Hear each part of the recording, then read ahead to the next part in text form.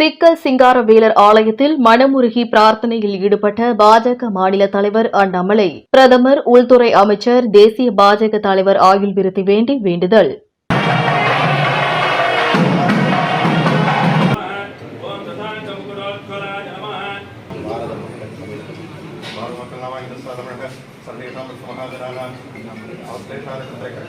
தமிழக பாரதிய ஜனதா கட்சியின் மாநில தலைவர் அண்ணாமலை தமிழகத்தில் உள்ள கோவில்களில் ஆன்மீக சுற்றுப்பயணம் மேற்கொண்டுள்ளார். இந்த நிலையில் நாகப்பட்டினம் மாவட்டம் சிக்கல் நவநீதீஸ்வரர் ஆலயத்தில் சுவாமி தரிசனம் செய்தார். முன்னதாக சிக்கல் வந்த அவருக்கு மாவட்ட பாஜக சார்பில் மாலை அணிவித்து வரவேற்பு அளிக்கப்பட்டது.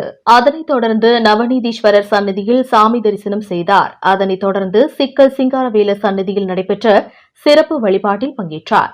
அங்கு பாரத பிரதமர் மோடி, உள்துறை அமைச்சர் அமித் ஷா, பாஜக தேசிய தலைவர் நட்டா ஆகியோர் ஆயுள் விருத்தி வேண்டி வழிபாடு செய்தார்.